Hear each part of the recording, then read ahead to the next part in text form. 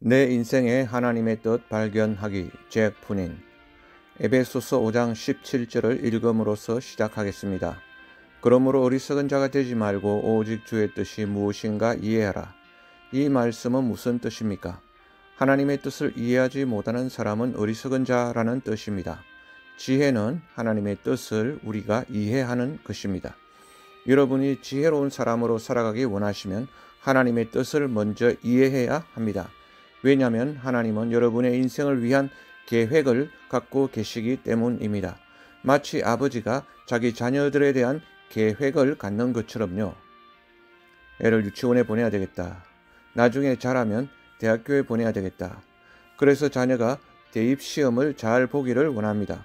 그 후에도 부모는 자녀가 사회에서 경력을 쌓아가도록 계속 가이드합니다. 자녀의 결혼에 대해서도 부모는 지도합니다. 이와 같이 부모는 자녀의 모든 분야에 언제나 가이드합니다.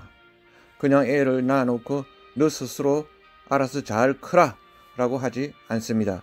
그렇다면 하나님은 우리 육신의 아버지보다 자기 자녀들을 더 잘 돌보십니다. 그분은 여러분이 거듭나자마자 여러분에 대한 구체적인 계획을 가지십니다. 여러분이 누구와 결혼할 것인지, 어떤 직업을 가질 것인지, 어디서 살게 될 것인지, 무슨 일, 즉 직업적 소명, 또 하나님께 받은 사명을 감당하게 될 것인지에 대한 하나님은 구체적인 계획이 있으십니다. 이제 그 하나님의 계획을 이루는 일은 여러분 각자에게 달려 있습니다. 그런데 하나님은 누구든지 계획은 있지만 강제하지 않으십니다. 하나님은 성령의 능력을 주셔서 그가 직접 선택하게 하십니다. 여러분이 젊었을 때 회심하셨다면 바로 그때로부터 하나님은 여러분의 인생에 계획을 갖고 계신다는 사실을 여러분이 깨닫게 되시길 바랍니다. 그래서 여러분이 그 하나님의 뜻을 추구하는 삶을 살면 인생의 마지막 시간에 이르러 자기 인생을 되돌아볼 때 자기 삶이 아주 가치로웠음을 깨닫게 될 것입니다. 그러나 만약 여러분이 하나님의 뜻을 무시하고 오직 자기 뜻만을 좇아서 일생을 살았더라면 여러분이 성경도 읽고 또 예배에 참석했다 하더라도 인생의 마지막 시간에 이르러 매우 좌절하게 될 것입니다. 혹시 돈을 많이 벌었다 할지라도 여러분의 자녀들이 아무도 거듭나지 않았다 하면 당신의 인생 끝자락에 이르러 질문하게 될 것입니다. 과연 나는 하나님의 뜻을 내 인생에서 행하며 살았나? 그래서 성경은 말씀합니다.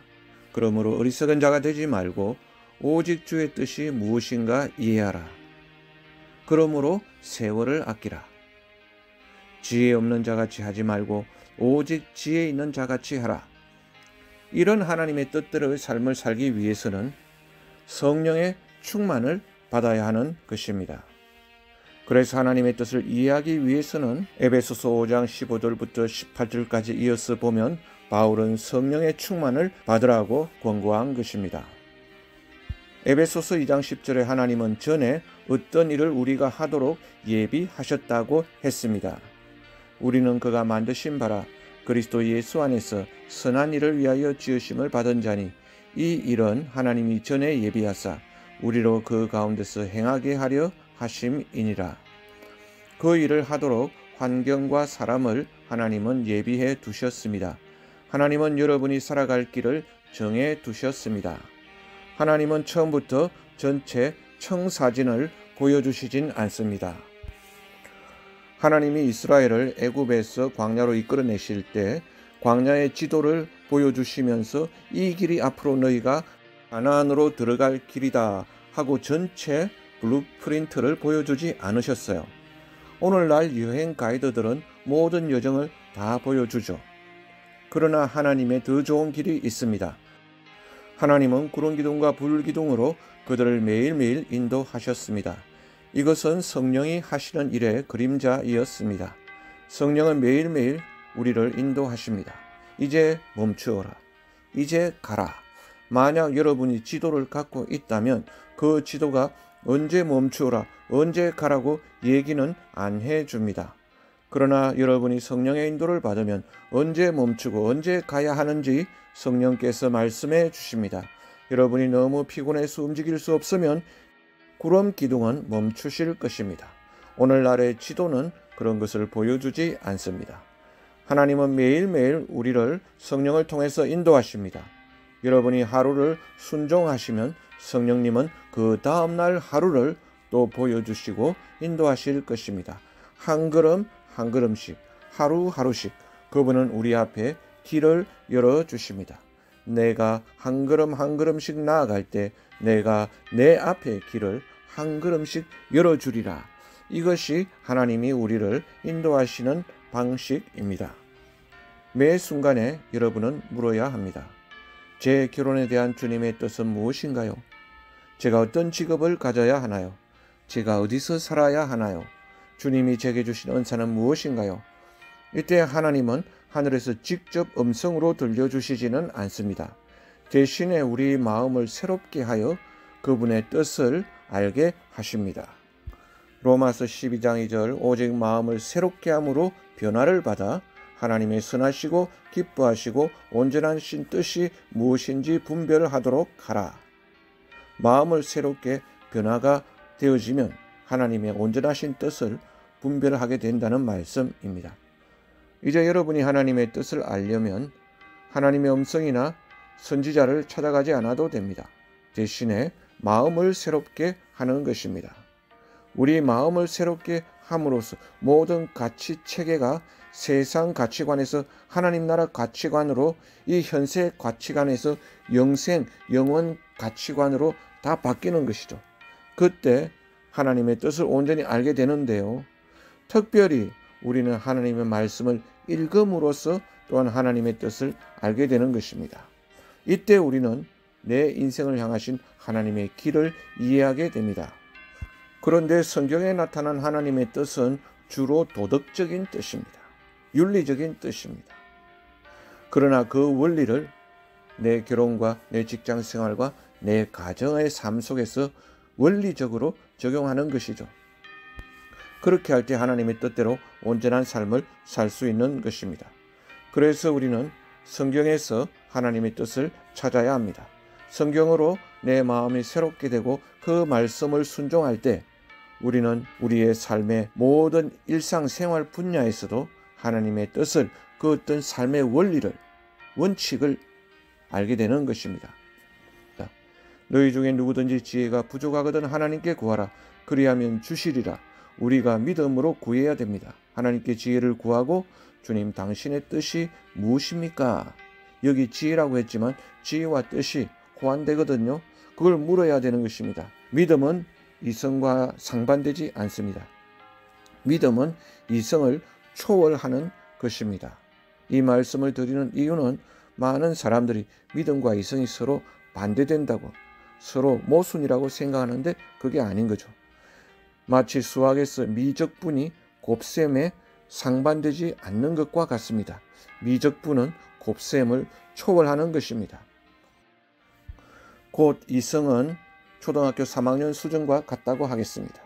믿음은 PhD 박사 수준인 것입니다. 믿음은 이성을 초월합니다. 예수님의 삶에서 우리는 이런 표현을 잘 볼 수 있습니다.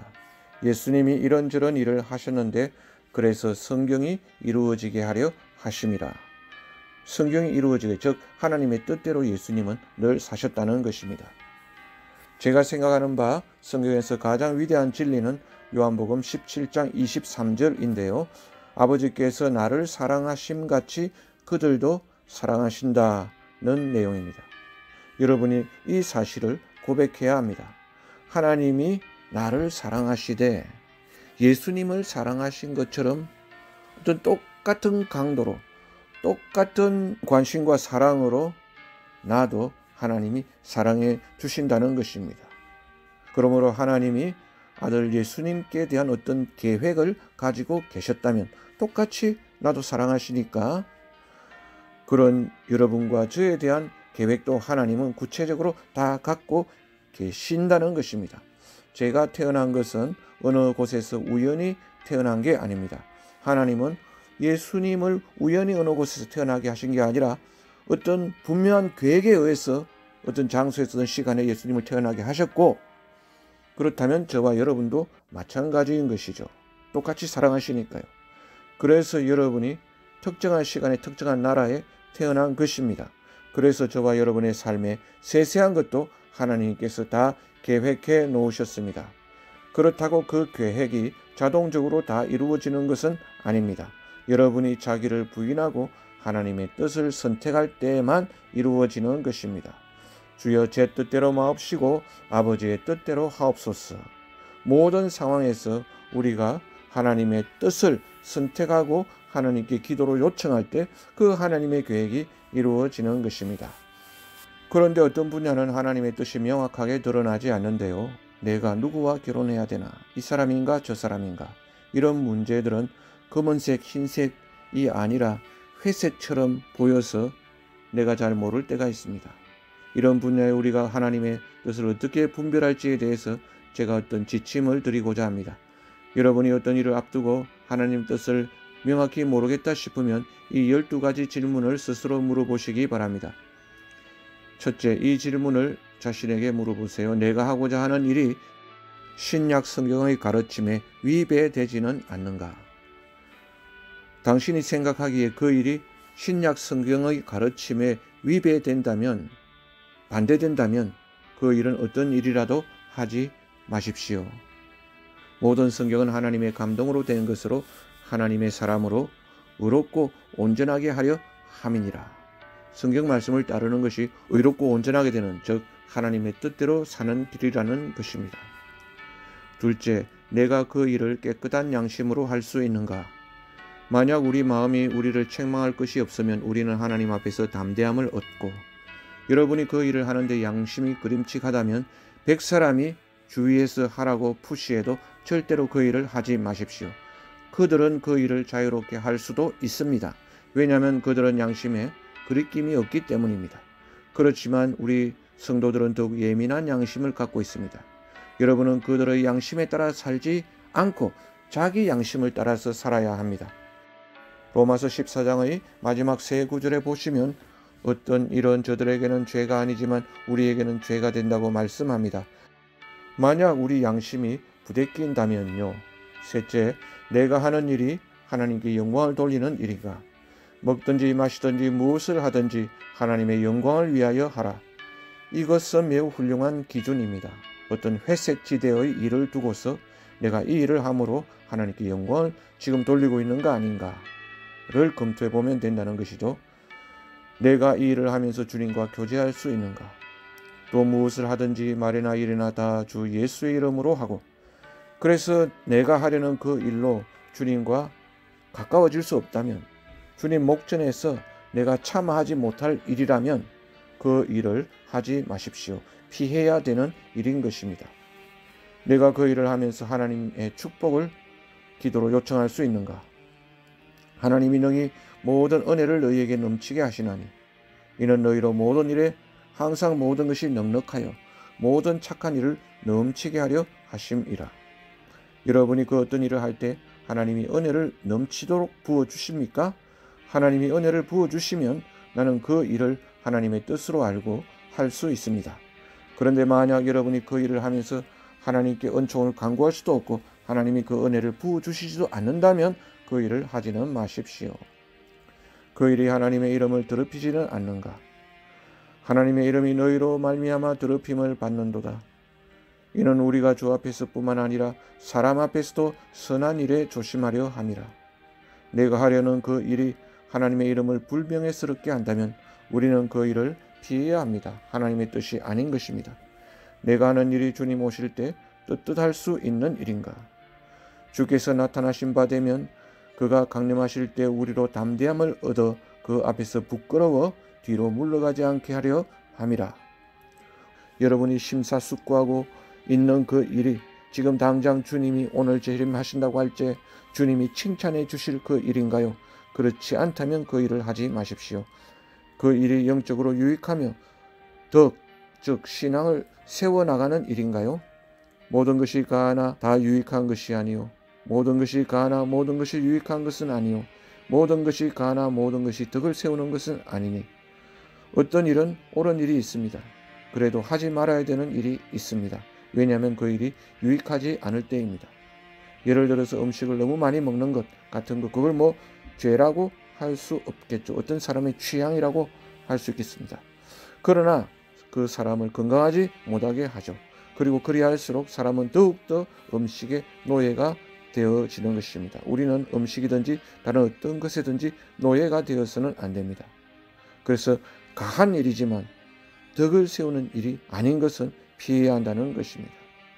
음식뿐만 아니라 돈의 사용, 시간 사용, 자기 시간, 자기 돈 쓰는 것인데 누가 내보고 뭐라고 그래. 그렇게 우리가 생각할 수 있지만 그러나 그런 일이 가하더라도 유익한 것은 아닐 수 있다는 것입니다. 그렇다면 피해야 된다는 것이죠.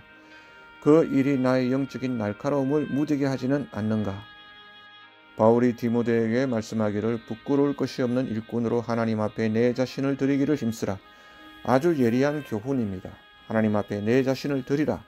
당신이 하나님의 손에 유용한 그릇으로 사용하는데 방해가 되는 모든 것은 피하십시오. 이 일이 다른 사람을 넘어지게 하는가? 부딪힐 것이나 거칠 것을 형제 앞에 두지 않도록 주의하라. 먹는 것이라도 다른 사람을 걸려 넘어지게 한다면 나는 그걸 먹지 않겠다 라고 바울이 말했죠. 11번째, 지혜로운 사람에게 물어야 합니다. 잠언에는 이에 관한 구절이 많이 나옵니다. 잠언 24장 6절, 너는 전략으로 싸우라. 승리는 지략이 많음에 있느니라. 많은 좋은 자가 있는 것이 안전합니다. 나보다 더 지혜로운 형제와 상의하십시오.